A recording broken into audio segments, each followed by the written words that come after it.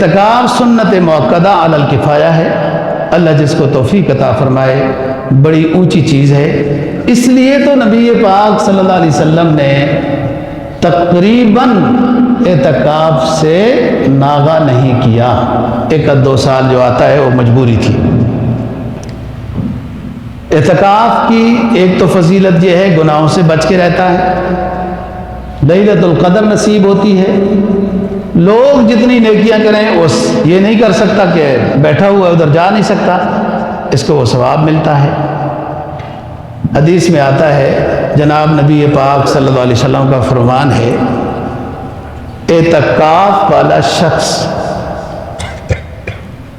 ایک دن اگر اعتکاف بیٹھتا ہے تو 3 خندقیں جہنم سے دور ہو جاتا ہے، 3 خندقیں، اور ایک خندق کو پار کرنا زمین و آسمان سے زیادہ کی چوڑائی ہے۔ اور اعتکاف، ایک شخص جو اعتکاف میں مصروف رہتا ہے تو نیکی کا جب اس کے اوپر ایک غلبہ ہو جاتا ہے نا جی، دل میں نور آ جاتا ہے، تو خاص کیفیات اور انکشافات بھی ہوتے ہیں۔ صوفی کو اس جگہ سمجھنا ہوتا ہے، اس جگہ سمجھنا ہوتا ہے، بہت ساری اللہ کی طرف سے جو عنایات ہوتی ہیں، کیفیات عطا ہوتی ہیں، دل میں نورانیت آتی ہے، زنگ دور ہوتا ہے، تو یہ ایک اچھی چیز ہے۔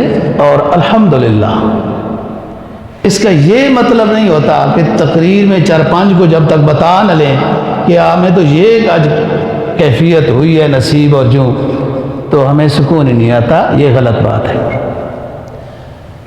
ظاہر ہے جب کثرت سے آپ تلاوت کرتے ہیں، کثرت سے ذکر و اذکار تسبیحات کرتے ہیں، تو ضرور بضرور کیفیات انسان کی نورانی ہوتی ہیں، سوچ نورانی ہوتی ہے۔ علماء نے لکھا ہے کہ جب انسان کی سوچ اچھی ہو جائے تو اس نے سمجھ لے کہ تقوی نصیب ہو گیا ہے۔